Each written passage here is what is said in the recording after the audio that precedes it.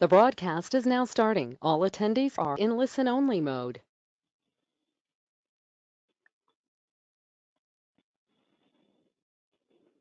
Hello, everyone, and welcome to our webinar. I am Christina Morris, and I will serve as your administrator for the next hour. You have joined us for our Gaming in Crisis, the Path Back webinar series. We are very excited to have an expert panel to present this information for you today. Before we get started, I'd like to cover just a few housekeeping items. First, a brief disclaimer regarding today's presentation. The contents of this presentation are presented for general informational purposes only, and not for the purpose of providing legal advice. You should not consider any information provided to be legal advice and should not act upon any such information without seeking professional counsel. Use of this material or your attendance at the seminar does not create an attorney-client or any other relationship with the moderators, speakers, or panelists.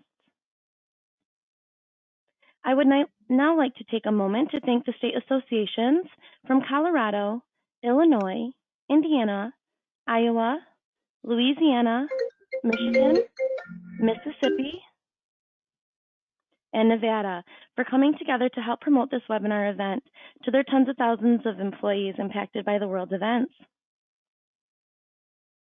I would also like to thank the Innovation Group, Regulatory Management Counselors, and Global Gaming Business, who have combined their talents and expertise to present a webinar series designed to help gaming companies, operators, manufacturers, and supplier executives, employees, investors, and customers navigate the new normal as the world struggles through and emerges from the devastating effects of the coronavirus pandemic. Throughout the course of this crisis, the Gaming Crisis webinars will indeed chart a path back for all segments of the industry. Experts in their fields will examine each and every impact with opinions and suggestions on how we mitigate those impacts. Please mark your calendars for our next program. Moving forward, iGaming in the COVID-19 era. This one will be moderated by Roger Groh. Please continue to monitor casinowebinar.com for updates on our upcoming webinars, as well as the recording and the slides from today's webinar. To help facilitate efficiently and respect your time, all participants will be on mute during the duration of this event. If you have any questions at any time, we'd love to hear them. Please use the questions box on the right side of your screen. Please note that we will be recording today's session. The recording will be shared with all attendees after the webinar has concluded. A copy of the recording will also be available at casinowebinar.com. I will now turn over today's webinar to Roger Groh from Global Gaming Business Magazine to begin today's discussion.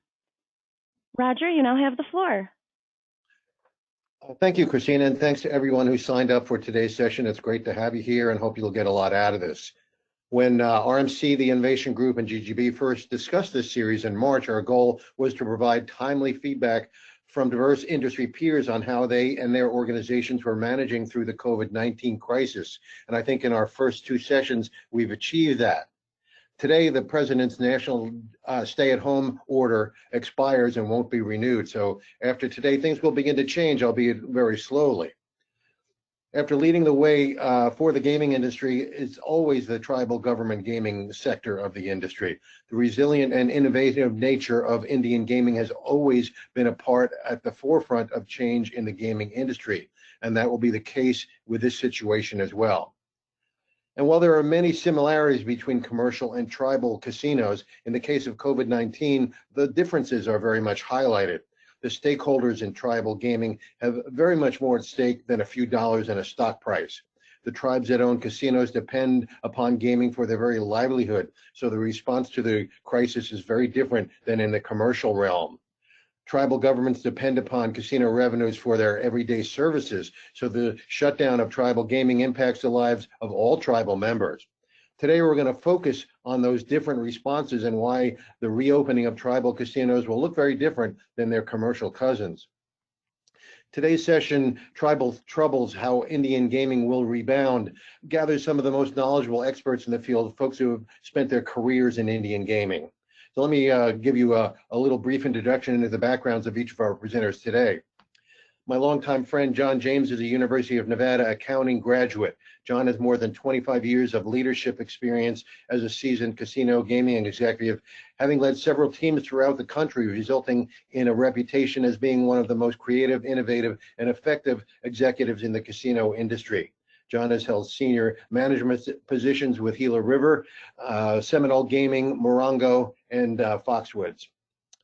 Ray Pinot is also a highly respected casino executive responsible for much of the recent success of the Mohegan Sun Casino in Connecticut.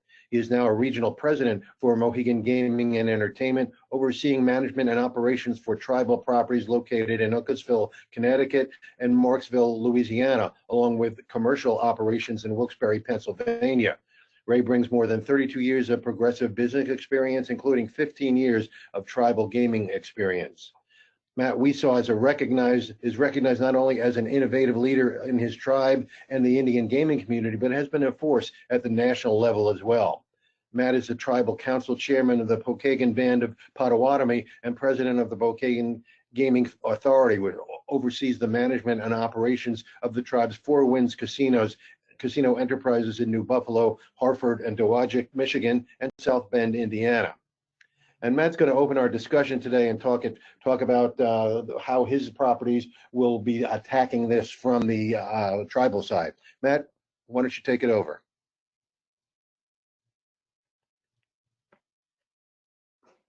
It's a privilege for me.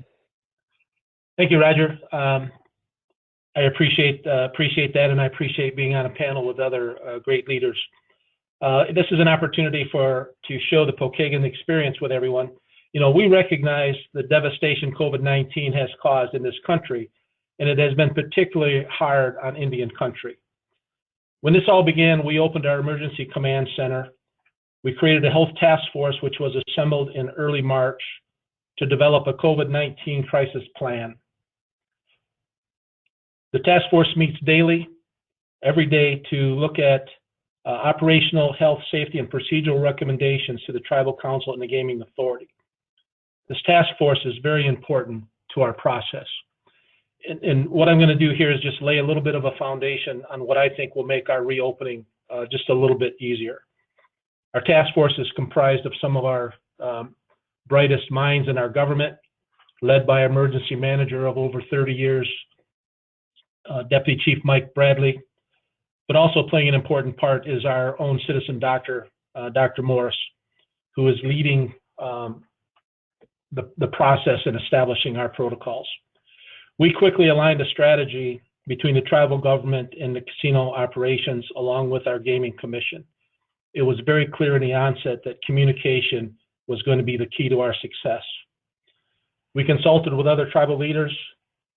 We reviewed the CDC guidelines, the federal guidelines, as well as the stay-at-home orders of both Michigan and Indiana. As Roger indicated, Pokagon Band has 3 properties in Michigan and 1 property in Indiana. On March 17th, we made the decision to close all 4 of our casinos, and government employees were identified and several precautionary social distancing measures were put in place. On March 27th, we extended the closure of our casinos for an indefinite period of time. We also identified, because we knew the worst was yet to come, we put our employees, our government employees, in 3 different categories. The first was mission critical. These were people who were identified that would continue to work, but that would be on site. The second was essential. They were employees that would continue to work, but would be allowed to work from home. And the next was non-essential, and those folks were either laid off or furloughed. Next slide, please. Non-essential employees were paid through the end of March, and were able to use some PTO time to extend their full paychecks for as long as possible. In addition to that, and you'll hear me say this a couple of times, communication being key, we created a special section on the website for citizen-only communication.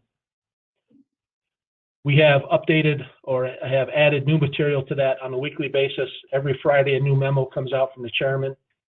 We have done several videos, almost a video every week, with the first video being conducted by our doctor, who identified what COVID was, the impacts of it, and the severity of it, and the fact that our Native community is a very high-risk community, and we really needed to pay attention to all of the different directives that were put out. On April 8th, we issued our own shelter-in-place order to our citizens in all of our villages, closing down all of our recreational sites, except for some walking paths. We did allow access to our lakes, but with no motorized boats, which was very similar to the executive order of what Governor Whitmer did in Michigan. We also were able to modify a lot of our resources, in particular with housing and social services, to help our citizens who were impacted by not only the layoff, but the lack of per cap payments, because without revenue coming for our casino, our per cap distributions stopped. As you all know, Indian country does not have a tax base like other governments. We rely, in particular, the Pokagons rely pretty much probably 85% on revenue from our casino. Next slide, please. We were also able to create a special tax-free disaster relief payment through our government manager, our finance board, and our attorneys. They were able to identify an IRS code that would allow for some tax-free disaster relief payments to our citizens. Our first one went out today. Hopefully we can maintain that for a couple of more months. We're basically operating on our rainy day fund that we were able to put together for instances like these, although I don't think anybody's seen a COVID-19 incident coming. Construction projects have been on a definite hold. When COVID hit, we were in the process at our South Bend property of building phase 2, which was a 300+ story hotel. That has slowed to a snail's pace. We still have a couple of folks on site, but there's no real construction happening. We had a couple of projects on our government complex that we had to terminate based on material not being allowed to be shipped from other states, who put a stop on shipping. On the communication issue, the Michigan tribal chairs, we have 12 federally recognized tribes in the state of Michigan. We talk once a week, issues of mutual concern, how we can help each other, innovative ideas, and I will say a couple of the tribal chairs have come up with some great ideas on increased revenue through some very innovative ways of gaming. I won't go into those because they haven't made them public yet, but we've got people that are great minds that are working hard. In addition to that, we have 2 weekly calls with the BIA, the Midwest region, Bemidji, 37 tribes. We get together and talk about what the government is up to, and they check and see what issues are happening with us. You know, based on all of the above, I believe, the council believes we have set a solid foundation for a reopening. It will be slow and resolute, but we have determined to do what is best for our people. Next slide, please. We meet with casino management weekly. We have ongoing conversations with our gaming commission. I want to take just a quick second to extend my sincere appreciation for our gaming commission. We have 3 commissioners who are tribal citizens and a relatively new but not inexperienced executive director, Dave Valapando, who has done just an excellent job and has laid out different phases in preparation for the reopening. Not only on the licensing side, but on the operations side, he has put forth some very proper, I guess, for lack of a better term, that I would say that you probably all have heard, limitations in the openings. You know, in phase 1, and this would be done after review by our task force. Our task force monitors COVID nationwide. They are monitoring all of the states. They monitor Michigan and Indiana closely. They monitor the counties closely, and they even monitor where our citizens live. So they are able to see where the virus might be spiking, where it might be decreasing. And depending on what number you use, monitoring for a 14-day period or a 30-day period, that will determine how we can phase this process in. But it will be contingent on what is the status of the virus. 2 things we do not want to happen. Number 1, we don't want to open partially or fully, whatever the case may be, and then have a case be drawn back to Four Winds Casino. That would be a PR nightmare in a number of different ways. The second thing we don't want to do is we don't want the virus in our community. our fear, because of the nature of our health and our risk factors, if the virus was to get into our community, it could be just very, very devastating. So far, knock on wood, we do not have any positive cases. So based on those downward trajectories, and the decision is made to attempt a partial opening, we would have limited operations with casino staff. We would restrict the common areas where people would congregate. We don't want that to happen. We want strong social distancing. We would limit our dining options significantly in the first phase. We would create a policy for visitor employee face masks, temperature control, gloves. You know, the temperature issue is one that is still being evaluated. As you all know, these things change on a daily basis. We can have a plan today. The plan changes tomorrow based on some other factors. But we want, in the temperature arena in particular, we want it to be the least intrusive as we can. And thermal temperature monitoring may be the best way to go. We will also watch very closely our vendor activity, limit it to essential and operational needs only. Limit our facility entrances with posted signs for patrons, visitors, and employees. Restriction on admittance for all visibly ill patrons and vendors. Just will not let that occur. Implement and monitor and strictly enforce social distancing protocols. And some of that will have an impact on, when you look at, in phase one, will probably be opening of just slots. Will it be every other slot, every third slot? Will we put up a partition between slots? Will we clean the machines after every guest moves to a different machine? Will we operate less than 24 hours using a period of time in between to do a deep cleaning of all the machines? Table games will not be open in the first phase. Hotel will not be open in the first phase. And then determining how that goes, we go to the second phase where we can loosen up restrictions. But to say the least, as everybody knows, gaming as we know it for a period of time is going to be different. It is going to be a slow process, a deliberate process. And for the Pokagon band, it is one that will, while it is phased, that will also cause the phasing in of bringing back our government employees, because there just is no revenue. So we will place a prioritization on who comes back when. Those are the most critical to providing programs and benefits to our citizens. Next slide, please. In addition to that, to finish up on the previous slide, I'm sorry, I moved one step too quick. We are also monitoring regularly. We have a team monitoring regularly the federal funding programs. You've got the CARES Act, HUD, COVID-19 expense reimbursement, the BIA money, FEMA, and Indian Health Services. We're monitoring all of those, looking for as much help as we can get. For the last slide, you know, we are very active in our community. We have been here since the beginning. So we are not visitors. Our people live here, so we want to be as participatory as we can in helping this community do better. And when the decision was made to close the facilities, all of our food product was donated to food banks. That was very well received, but as everyone can imagine, the food is all gone now, so they're relying on other sources. You know, the timetable is uncertain. We don't anticipate being able to resume economic activities until June. I think it may be even a little later than that. We can hope for the best, prepare for the worst. Sadly, our per cap has been discontinued because of the lack of revenue. But we are comfortable that we can get through this crisis. We will consider it a major victory if we can get through this crisis without the virus impacting our community.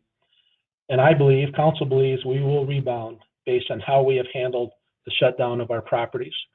And with that, Roger, I'll turn it back to you. Thank you, Matt. Great recap there. We'll turn it over now to Ray Pinot. Ray is running 2 tribal casinos and a commercial casino, so he's got a couple of perspectives here. So Ray, you want to take over? Yes, thank you, Roger, and welcome everyone. Appreciate the opportunity to be on this webinar with everybody. You know, a little background on myself. I had spent 15 years at Mohegan Sun in Connecticut, including over the last 4 years as the president and general manager of Mohegan Sun, Connecticut. As fate would have it, in January, I took over a new position in overseeing multiple casinos. I had been working with the Tunica Biloxi and the Paragon Casino in Marksville, Louisiana for over 2 years, which is a smaller property located in the northwestern part of Louisiana. And then in January, began working with one of our commercial properties in Wilkes-Barre, Pennsylvania. You know, as a gaming enterprise, we actually had 7 operations in operation, and quite honestly, leading up to this pandemic, you know, we were all talking about how we were thriving and moving forward and beating expectations. And in fact, in Connecticut, up until a Saturday before, you know, we decided to shut down on the Tuesday, we were beating all our projections, all our revenue projections, all our EBITDA projections, and we're really churning along. And then obviously this came about. I have had the opportunity to work with multiple properties on shutting down, on planning our shutdown, you know, securing our facilities, as well as now the brighter side of it is looking at opportunities to move forward. You know, I am located in Connecticut, and I'm sure many of you are aware, the Northeast is kind of the hot spot of, we are equally distanced between Boston, Massachusetts, and New York City, New York, in between Fairfield County, Connecticut, and New Haven, Connecticut, along with the greater New York City area and the Boston, Massachusetts area. The pandemic has obviously hit this area pretty hard, and in fact, New York last I had seen had close to 50% of all the cases and deaths in the United States. So it's been pretty impactful here in Connecticut. In the Marksville area, they're actually a few hours away from New Orleans, while Marksville itself is a small kind of remote town. The obviously New Orleans area has been hit pretty significantly, which has impacted them. If we can go to the next slide. Next. So as I was saying, you know, one of the things about this whole, Christina, could you go to the next one? About the pandemic, we were churning along. In fact, the weekend before this all happened, we were at all our properties exceeding our budget. This came upon us rather quickly, as I'm sure you're all aware. And in fact, within a period of 24 hours between the time of our tribal government meeting with the state and the time we were closed, that's how much time we had to actually notify and prepare our facilities for shutdown. You know, leading up to that weekend, as things were starting to unfold, we were taking measures on social distancing and putting measures in place to provide safety and comfort for our guests. But within 48 hours, it all unfolded, and we were then, as a team, preparing to shut down all of our facilities. And within 72 hours, every one of our facilities was shut down. You know, in that short period of time, we obviously had to work vehemently to make sure we notified our guests, to make sure they understood, you know, the decision to close and as things were unfolding, and make sure that we had a connection with our guests. We also had to notify, you know, in Connecticut alone, we have approximately 7,000 team members, and within 24 hours, we had to notify nearly 95% of them that we were shutting down, and that we weren't going to be open for a while. We initially made the decision to shut down on 2-week periods. We continue to be shut down, obviously, right now, and we continue to evaluate in that 2-week period, and the tribe continues to work closely with the state on looking for opportunities to open. We also had to put in place notifying team members that we're going to continue to have to work in our various facilities. We still have, obviously, things that are running and operating, you know, the electrical facilities and the HVACs, and we also have to secure the facilities. We were going to need people to stay on because we still had millions of dollars on the floor in the slot machines at the table games, all the chips.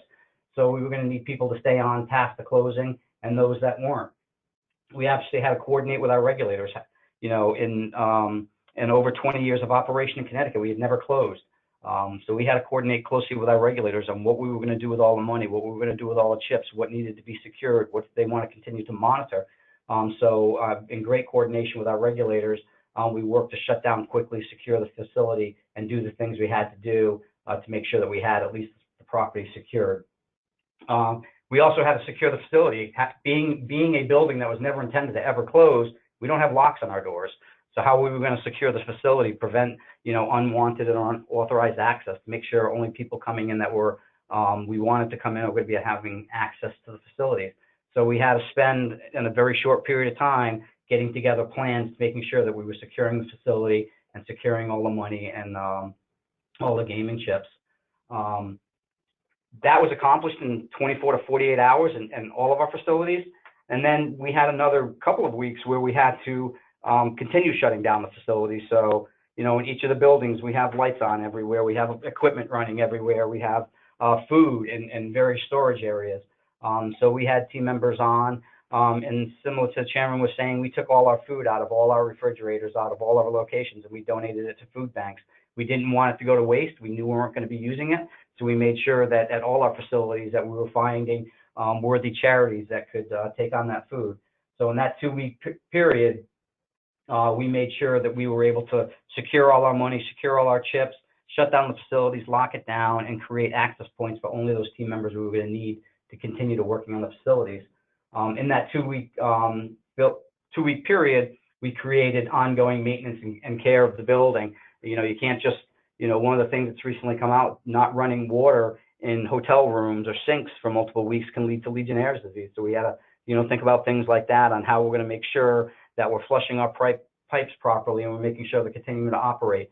Things can happen where the pipe leaks or drips. And in fact, we had a pipe that burst while we were closed. So we had to make sure that we had sufficient team members on hand each shift 24 hours a day to make sure that if an emergency came up, we still have phones operating, computers operating, and we need to make sure we had sufficient staff that could do some emergency work if necessary to fix those things. So those plans were put in place in the first 2 weeks of our shutdown.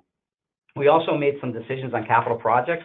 At the time of our shutdown at various parts of our property, we had one property that was undergoing a complete renovation of their buffet. In another property, we had a 12,000 square foot restaurant that was in the process of being converted to another operator and partner. So in that period of time, we made decisions on whether we can continue those projects, or we had to delay them. Part of that was working with partners and understanding that we were now going into an environment with zero revenue. So if we were going to continue the projects, how we were going to fund them, how we were going to pay for them, what was the timing for opening, what was our partners' expectations. So we had to work with our partners, and we had to work on those projects and make decisions on. Some were delayed, and quite honestly, some we were able to continue in coordination and partnerships with our new partners coming on board. We were going into, as I said, a zero revenue environment. And, as you all know, these facilities still have a substantial amount of bills, whether it's utilities or food services that had come in, or ongoing service contracts, whether it be in HVAC or IT. And we had to work with our vendor partners in a zero revenue environment. We were in a capital preservation mode, and it had gone from, multi-million dollars of revenue coming in on a monthly basis to zero. And we made an effort to reach out to all of our major partners and vendors, many who had been with us for 20 years, and, made sure that they understand the environment they were going into, understanding that most of them are in gaming as well, and this is their main source of revenue, and working out cooperatively of how we're going to get through this period of time cooperatively and together. And then we also have to have access security plans. In Connecticut alone, I want to say we have something in the neighborhood of 40 different entries into the building. Obviously, we couldn't maintain that and have a secure building, so our team put together an access security plan, badging plan, and a security check plan for those who continue to need to have access to the property, could do so in a secure manner and secure our buildings and the plans for the facility. Next, please. Next.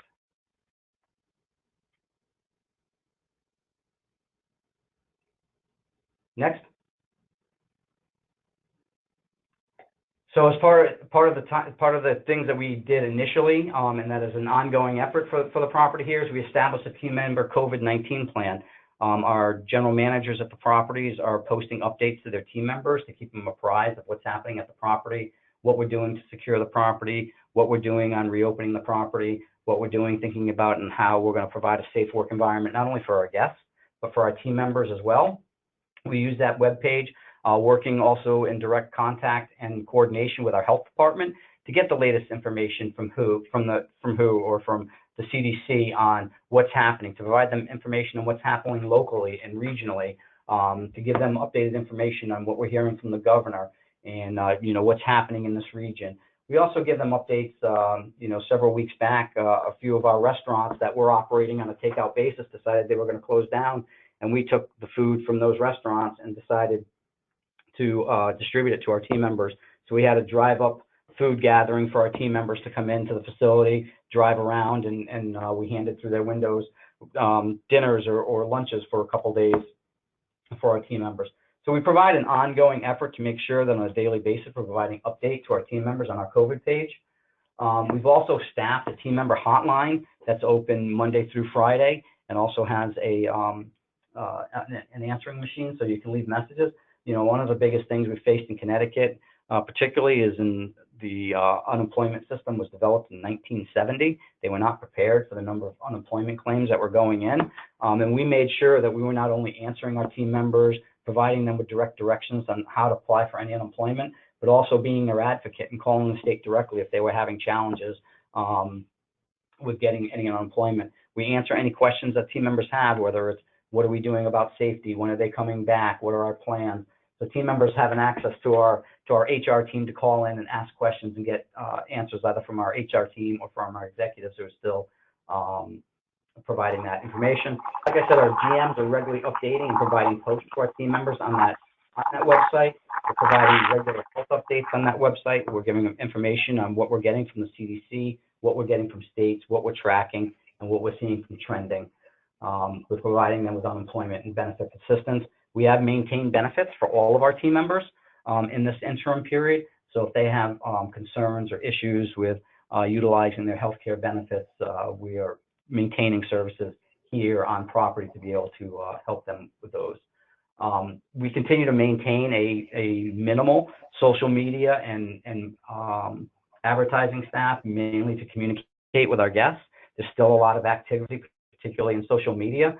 So we're making sure we continue to respond to guest inquiries, guest concerns, and making sure that we're getting back to them and answering that question. And as our ongoing efforts, as we've now entered over 6 weeks of closure, we've been in a working capital preservation mode, and how do we spend our limited resources in the brightest way and the best way possible in this period of time and while we're closed down. We don't in Connecticut. You can go to the next one. So in Connecticut, we do not have an opening date yet. I know that our tribe is working in close concert with the Mashantucket Pequots and the state of Connecticut on talking on when time is going to open. But again, the Northeast has been hit particularly hard.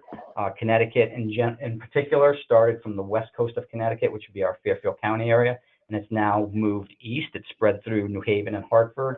It's moved a little bit towards the east coast of Connecticut, where we're located, a little bit more into London County, and more towards Rhode Island and Westerly. So it's been a west to east spread. Boston and New York have obviously been particularly hard hit. So we're in a capital preservation mode. As the chairman said, we're hoping for the best, preparing for the worst. We're hoping to actually be able to open up sometime in May. Don't have a definitive date for that, but we're preparing if it doesn't happen in May. We are seeing good signs. New York is declining on a daily basis on the number of cases. Connecticut has declined 7 days in a row on metrics like hospitalizations. We're also seeing, which is a good sign, the number of tests increasing in both Connecticut, Massachusetts, and New York. So we are hopeful that the signs are positive, pointing in our direction. But again, it has not been stamped out here. And, as the chairman said, we want to be providing a safe environment for our guests and our team members to come back with. So we continue to track that and be hopeful of an opening. Over the last 4 weeks, we've been spending a considerable amount of time on reopening. Obviously, we're all anxious to reopen. We spend a lot of time in talking about reopening. We do not, and I don't think anybody anticipates we're going to open the door and we're going to be at 100%. So we have to do a lot of modeling and scenario planning. We've looked at models anywhere from 25% to 100%. And what does that look like? What does it look like to ramp up? What does it look like from a positive cash flow perspective? What does it look like from repaying our vendors who've been working with us and our partners and have been slightly delayed in getting their payments? and how do we get back to, how do we get our team members back? You know, who do we call back and when do we call back when we're at 25%? How much time do we need to open? What are the things we need to do to reopen? I think I've heard all of our team members at our various properties saying it was so much easier to shut down, believe it or not, than it's going to be to open. Like I said, we shut down in 24 hours. We don't believe we can open any of our facilities in less than 5 to 7 days, and that's rushing to do it and hoping that everything comes back on without any glitches or issues or emergency repairs that are going to be needed immediately. So we've been doing a lot of that modeling. We've been doing a lot of that scenario planning. We've been looking at post-opening safety measures. You know, I think the chairman went through all of many of these, and I'm not going to go through it ad nauseum. I think he also accurately stated this is changing on a daily basis. As we hear more, as we see what others, you know, obviously we're tracking what others are doing, and we're looking at what's the best way to provide a safe and secure environment for our team members and our guests. We have a plan that's been developed. That plan is tweaked every day. I think we'd be prepared to open when that call comes, but that doesn't mean that we're not going to adjust even after we're open. You know, one of the things that we're contemplating here is what I would consider a soft opening, which is an invited guest only opening. And under those scenarios, we control the number of people that are coming in. We have them obviously experience all the safety measures that we put in place, and we look for their feedback on what works for them, what doesn't work for them, what more would they have expected. And we try to make adjustments as we go along. So I think we'd like to spend a couple days with invited guests only before we open up to the public. We don't want to be in a situation where we're not providing a safe and secure environment. My preference would be for our properties to open midweek. I think it'd be a mistake to try and open up on a weekend and find out, you know, obviously everyone would be happy if we had more guests than we anticipate, but I think that would be a public relations nightmare if we were unable to provide a safe and secure environment for our guests because we're overwhelmed with the number of people that were coming in. So opening slow, opening softly, and understanding what the demand is and how that is going to work and what that's going to look like for each of our properties. We've put together communication and callback plans for all of our team members. So again, not anticipating to be at 100%, not everybody is going to be called back. We have to have communication plans on those who are called back and those who are not. There's also going to be an at-risk population on callbacks. There are going to be some that don't want to come back or don't feel safe coming back or secure coming back, regardless of what measures we put in place. We have to be prepared to deal with those questions and those concerns and work with our team members who aren't feeling secure about coming back and how we work on our callback procedures and restaff our properties. You know, one of the things that we've been working on feverishly is making sure we all have the proper equipment. When you think about whether it be slot dividers, sanitizers, hand wipes, the list can go on and on. Everybody in the gaming industry wants those. No manufacturer has ever anticipated this mass need of all these things. How quickly can they be provided? When can they be supplied? When they can be shipped? I can tell you there's a backlog on some things that, you know, some people may be looking to obtain for their reopenings. And, you know, we're finding from our suppliers are saying, we can get it for you, but it may be 30 or 45 days out. So having that in mind as you're thinking about those things and thinking about opening is start planning those things now, start ordering those things now, because they're not as readily available as they used to be, just because every, you know, and it's not just casinos, it's restaurants, it's bars, it's anything to do with entertainment and going out are going to be looking for similar type of protective measures, and supply lines are going to be more challenged to get on a timely basis. I want to also put a shout out to our regulators and our health department. They've been working with us on a daily basis. We've been taking a lot of direction from them. They provide us a lot of input. They provide us a lot of feedback on what works and what doesn't work. From a regulatory perspective, we really, you know, have worked with our regulators very closely on, you know, what protective measures just aren't going to work because there's no camera coverage, or it creates an opportunity for greater theft or misdeeds. And our health department has just been constantly working with us on what is safe, what is sound, and what is good practices. And an example I will use is the misperception of plastic gloves. There's obviously a time and place for plastic gloves, don't get me wrong, but people get comfortable with plastic gloves. And if you touch something that's infected, if you have the plastic gloves on, you still have it. So the next thing you touch is just going to transfer there. So there's a lot of misconceptions about how protective plastic gloves are. When you take them off, if you touch them inappropriately, you're going to still get it on your hands. So We've been working feverishly on our marketing plans and our guest communications. We want our guests to know that when they come back, that this is a safe environment for them. And I think that we have to be very careful on how we communicate to our guests. This isn't the Wild West where they're just coming back and they're going to be shoulder to shoulder and elbow to elbow. I think people want some sense of security.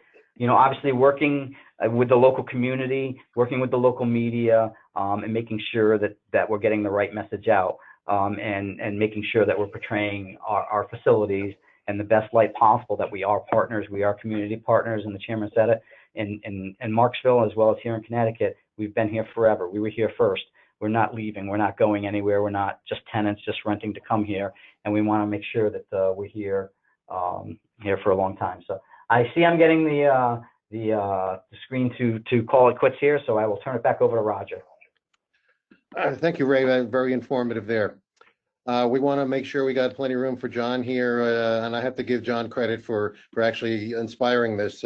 He was in touch with me shortly after the shutdown, thinking about what the industry was going to look like when it came back. So I wanted to make sure we got John on this panel. And John, why don't you give him some ideas of what you were telling me, right from the start?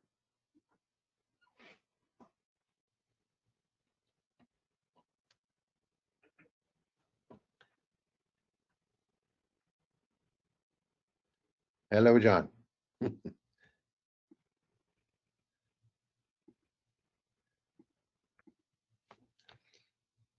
have noticed this call, guys, we have had a little bit of technical difficulties with the lag time on the screens as well as some of the audio. So hopefully, John, can you hear us?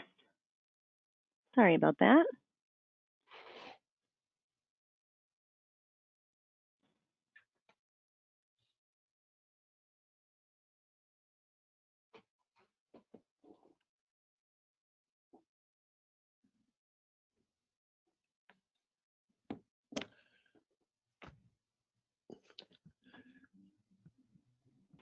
Roger, if you would While like we're waiting for, go ahead, Roger.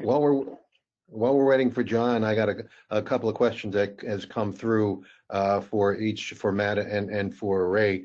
Ray, there's a question of when are the casinos going to start to ramp up their reinvestment in their properties? Is that going to take a while? I know Mohegan Sun is almost in a constant reinvestment mode. When are you guys going to start to really get that going? So thanks, Roger. Thanks for the question, and it's a great question. I think that everybody knows that gaming is a capital-intensive environment, particularly on the maintenance side. I think that at all our properties, regardless of the circumstances, that capital investment is going to have to be made, whether it's on carpeting, whether it's on machinery, whether it's on equipment. Can you hear me? Yeah. Go ahead. That investment will have to continue. Further investment in bigger projects, that's really going to depend on the ramp up. What is the ramp up going to look like? What is disposable income? How quickly does America get back to reemploying people? I know everybody has probably seen the unemployment statistics that have evolved over the last 4 weeks, and it's significant. And how quickly do people get back to work and have disposable income? I think that's going to dictate when further big capital projects are undertaking. But I think that properties are going to have to invest in the properties because it's a very capital intensive. A lot of wear and tear goes on the properties, and maintenance capital expenditures, while done judiciously, will have to continue to make sure that the properties remain well kept. Okay, great. John, you ready to go? Hey, Roger. I'm here. Can you hear me well? Yes, we're all set. Go ahead. Why don't you launch into what we were talking about right from the start? Yeah, very good. Well, thank you, Roger, Matthew, and Ray did a great job. Members of the audience, I know we lost a little bit of time, so I'll move right along. The original topic, I've been talking to a lot of executives across America, is really, if you can go back one screen real quick, is really an evolving normal. People, the news media have been talking about a new normal. Well, I think the new normal is an evolving normal that's going to continuously move in many moving pieces. As you can see, watching the news on TV, many governments are already start open up, and as mentioned in our previous speakers, it's going to start evolving in the middle of the month or the end of the month. So I really believe that the foundation in doing this, of knowing your business model, which covers basically 5 areas really that you have to, but not limited to. I think marketing is paramount. All the logics that go into marketing, which is the product logic, the market logic, competitor logic, knowing of your strategic alignment, how you align your team members with the business model and mannerisms and all the things that are necessary to interact with guests, and resource management, all those things necessary in marketing. There's also a piece of development that you have to take into consideration. As Ray has mentioned earlier, the supply chain is paramount, and of course operations and cash management. Next screen, please. So getting started now, I think speed to market matters, and these gentlemen have great plans, and I think well thought out tactical and strategic reopening plans really matter in this evolving market, because I think every property, every entity is different in its own right. Although I believe that there's a good playbook out there, and I know that Wynn Resort launched a great, here's the thing to do in terms of their reopening. They shared it with the market, and I thought it was excellent. But I think for people to just take that as gospel and not modify it to their own operations is a big mistake. So, and I think part of this evolving market is when you shape your plans, a big focus and emphasis should be on marketing. Don't get dusted by the competitors, because I think people think that casinos compete with only casinos and they don't compete with anybody else. They compete with Walmart, Kmart, Burger King, anybody trying to grab that fair share of the wallet right now, as disposable income is limited due to so many people being on unemployment. So it's not doom and gloom. It's just modifying and making sure that there's a well thought out executable plan that covers those initiatives. And as Matthew mentioned earlier, they had some really visionistic things that they put together. And I think that's paramount of what's going to drive this market, because the consumer, the customer is going to be saying, gee, I have these perceptions. I'm wondering if these perceptions are going to be met to certain expectations. Next screen, Christina, please.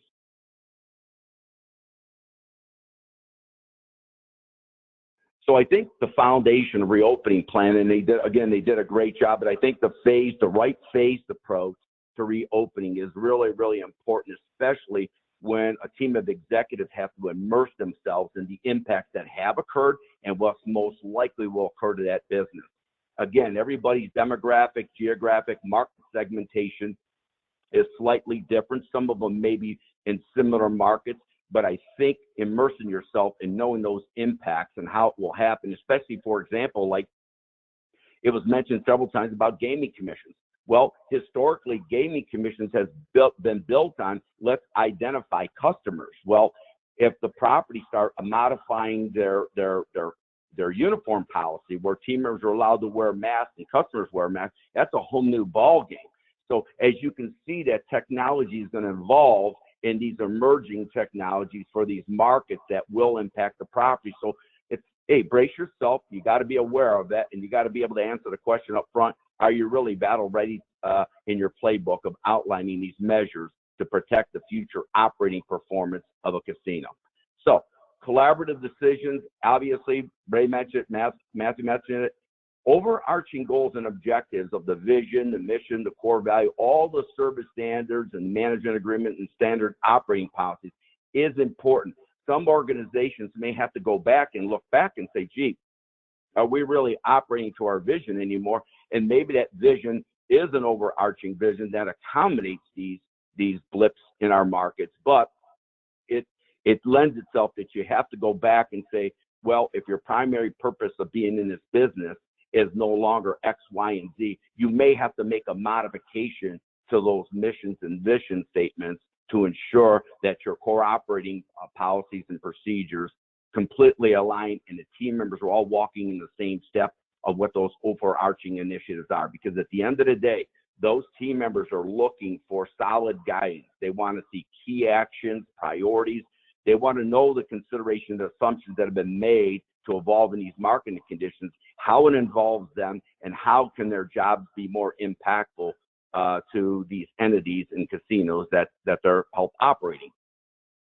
I think that there's other leading factors that affect the short term. You have to look at this in a short-term window with a long-range approach, certainly affecting the sustainability, the profitability, the margins of all business initiatives. So every aspect, every piece of business there should be an operating plan. Whether you got a golf course, you got pockets of retail chains, whether you got several casinos, everything matters. And there has to be a business plan. Otherwise, it'll be somewhat of a disjointed business plan, and you won't have a long-term approach for it. So this new operating normal that everybody's been calling, we really need to look deep into the future in terms of reaching out these market conditions, because they're evolving. As they evolve, the real question and answer is, it doesn't matter whether it's operations or a gaming commissions or a board of directors.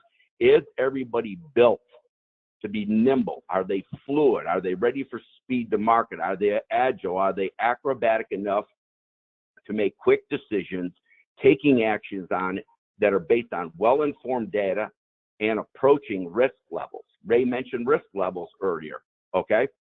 That matters, because if you're managing cash flow, that all these things have to be built into the logic of these things. Next screen, please.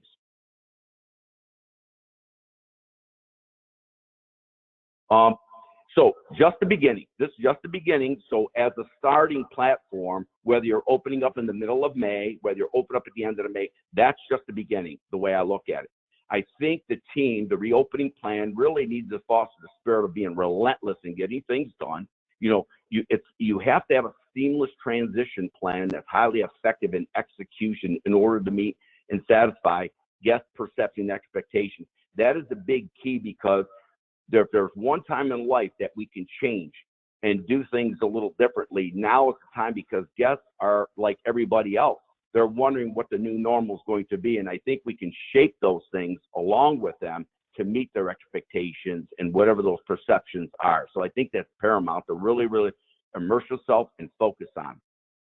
I mentioned earlier that the branding, the positioning, the strategies, all that stuff needs to take place, and it should be well thought out. I heard some comments made from other executives in the industry. What they really want to do is take a reverse playbook of how they close it to reopening. I think that's somewhat slighted.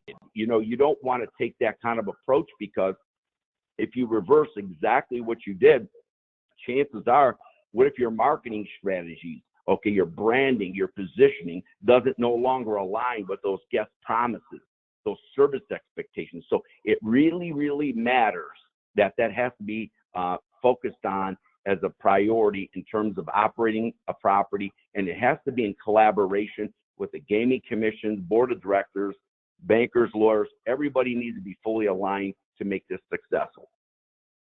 I mentioned earlier about team members, and of course there was a lot of great comments I've seen on LinkedIn cross communicating, but I think that when you take a look at team members, it's not about training, it's about giving them a set of learning guidelines to say, look, here's the new set of circumstances in society. We want you to be customer centric. We want you to understand the importance of the health and safety standards, but we want you to learn new mannerisms, okay? It's like going back to the old days. Does anybody really want to be taught manners at an older age? The answer is probably not, but this is one time in our careers that we all need to take a look at and find out what those expectations are, because it's the way we approach and interact with those guests that are going to meet their expectations. I said that the battle plan really needs to be ready. You know, you got to conquer each day, each week, each month, each quarter. So it's the old formula: build a day, build a week, build a month, build a quarter, but you're still looking at a very long-range operating guideline that always measures operating performance. And while you're measuring those operating performance, you still need to be nimble, fluid, acrobatic, built for speed, and ready to evolve as the market conditions change. And that could be tomorrow, it could be today. But your plans need to be fluid enough that you can make these tweaks and squeaks to it while you're being highly effective and successful. And kicking out, sometimes it's not okay to always be right. It's more okay to be more effective and successful for the organization. So, and that leads to my last point on this screen is that, look, we as executives, we really, really have to make sure that everybody has their high hand up in the air saying, look, we pledge, we accept that we're going to give you beyond the best in all circumstances, and we're not going to tolerate, we're going to have an intolerance for a failure due to lack of hard efforts. We can't have lazy people in the big scheme of things, because there's a lot of moving parts and we need a full team dedicated to be battle ready to move forward on things. Next screen, please. So without getting into all the minutia, these are some of the examples of factors and key assumptions that really need to be discussed. And a couple of things on here without going through the list in detail, but social distancing by area and personal hygiene is going to be very, very important, whether it's a restaurant or table games. I've heard, every other seat in the table games. Well, if the social distancing guidelines by the CDC and other organizations are what organizations are going to go by, then it sounds like it could be one person at a table game if it makes financial sense really to open it up. So I think it lends itself to alternate methods of maybe electronic table games. Also, the thought process, I've discussed this at length about a week ago, that property should have the ability, or at least start working with the government, of allowing patrons to wager on property using their iPad, their iPhone, working with slot operators to link these product lines up to allow people to find their own social spaces to get involved. So if they want to go sit in a corner of a restaurant, they want to go by the pool area, it hook up to the property Wi-Fi system. And of course, it would actually help the property out, because obviously if properties are built to accommodate 2,000, 3,000, 4,000 machines or more, right, we're not talking about open them all at once. As Ray mentioned earlier, there could be a scenario where some properties open up at 25% or 30%. But if we have the technology in place that gave customers a little bit more latitude, we're allowing them to use their own device in their hands to go ahead and wager. Now, there's a lot of issues surrounding that, but those are the issues I was talking about earlier. That's going to give management, gaming regulators a little bit of a heartburn, but we got to have this I can do attitude, because right now everything's open, it's up for grabs, and we need to think really outside the box. Also, procedures for managing suspect COVID-19 cases. I like crisis management teams that are planned, that are going forward, that go in perpetuity. And I think there should always be going forward, so that we don't find ourselves in this predicament again of, just guessing what we really need to do and paying attention what the market says we should be doing. So I think everybody is really doing a good job at that. I'll say one more thing on supply chain management, of course, procuring goods and services that are delivered on time. I always told people to just be careful, because the provider that may want to provide you goods and services may not have truckers available to deliver those goods. So as Ray mentioned earlier, you probably want to get on the bandwagon right now of saying, let's get these things ordered in advance. Let's put a critical path list together. Let's make sure there's someone following up to make sure that this stuff arrives at the loading docks, so on and so forth. So stretching, that supply chain is paramount to the operating of the organization. A couple more points in meeting the supply and demand of stretching elasticity of demand. So in terms of revenue, of course, as properties start opening up and they want to stretch the demands of the consumer, they're going to have to really pay attention day by day, build a week, build a month, to make sure that they're not missing out on revenue opportunities. Because I do believe that customers are going to be out there. They've been quarantined for such a long period of time. And if you look at the open streets and sidewalks, people are out there walking around, parks are filling up, all the things necessary. They just want to get out and do things. So it might be an opportunity for hospitality resorts, entertainment facilities to go ahead and becoming quickly mobilized to meet those demands. And of course, there's other factors and assumptions affecting all operations, and we can cover those at a later time. Next screen, please. So again, to conclude my screen, I want to stress the importance of defining, making sure that as leaders of nations and of leaders of properties and organizations, it's important to know what the evolving normal is and roll with success in an ever-changing market. And I believe that concludes my slides. Thank you.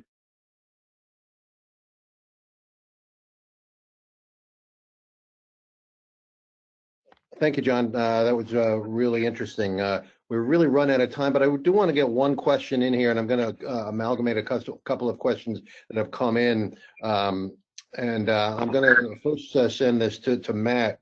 Matt, you represent a couple of larger casinos, certainly the South Bend and your other casino in New Buffalo, but you also represent some small casinos, and I think tribal casinos are in general are smaller than larger casinos. How do you think they can react to this, given their limited revenue sources and certainly the shutdown over the last month or so? Are they going to be able to really respond to this in a way that is going to be satisfactory and let them to open again? Well, that's a very good question, and one that we have discussed, and it's changed, it's evolved. Initially, when we were talking about, okay, what's the plan to reopen, we thought we might go with the smaller properties first, and then it was no, we need to do them all at the same time. So, as has been indicated, it's an ever-moving target. We may still start up with the smaller properties depending on what the virus is doing and how many days of downward trajectory we have, for a couple reasons. One, it will require less employees, and quite honestly, our small properties do very well. So if that is our best scenario, I'm sure we'll go with that. But there's a back and forth on all at the same time or just the two little ones. But I would be comfortable. I think we would be comfortable opening the little ones first because they do so well. One of the keys is going to be hoping that the guests who come in assume their own self-responsibility of social distancing. We can do a lot of stuff. Like they say, you can lead a horse to water, but you can't make them drink. We can make the property as safe as we can, but if the guests who come in have a I don't care attitude, it could be a problem, and we just don't want that to happen. Yeah, no question about that. A second question, again, amalgamation of a couple of questions. There's a lot of Indian casinos have bingo halls, and it's also a lot of casinos, particularly Mohegan Sun, with their beautiful arena up there, have a lot of concerts. When do you think that's going to open up? That people are going to be comfortable enough to come back to large events, large public events, tournaments, concerts, that kind of thing? And Matt, why don't you start with that? I'm not sure if Ray's still there, but he could chime in on that as well. Well, we do not and have not had a bingo hall, so I'm probably not qualified to address that at all. You do have some large events, concerts and things of that nature, though. Yes, we do have the large event center, and actually that's another good question, because we have on the schedule right now 3 concerts for the month of July. They have not been canceled yet, either at our request or the artist's request. If those are to continue on, it's hard to say what's going to happen in 2 months. But if you utilize social distancing, I think it's going to be a real problem. I don't see that happening until things lighten up significantly. Okay, great. Well, we have run out of time, respecting everybody's time here. We're going to end this, but I'd like to thank everybody for showing up today, both the attendees and the speakers. I think they did a great job. Ordinarily, I'd ask for applause, but I think everybody's applauding on their own. So thank you very much. Please don't miss our next event, the Gaming in Crisis event on May 14th. Moving forward, iGaming in the COVID-19 era, that might be a little more positive since that's really the one section of the industry that has thrived during this period, and we're going to hear about how to implement that, and so we're a little bit more insulated if this ever happens again. So once again, thanks for joining us, and we'll see you in a couple of weeks on May 14th. Thank you, everyone. Please continue to monitor casinowebinar.com for updates, as well as today's webinar recording. This concludes today's webinar. Thank you again for attending, and have a wonderful afternoon, everyone.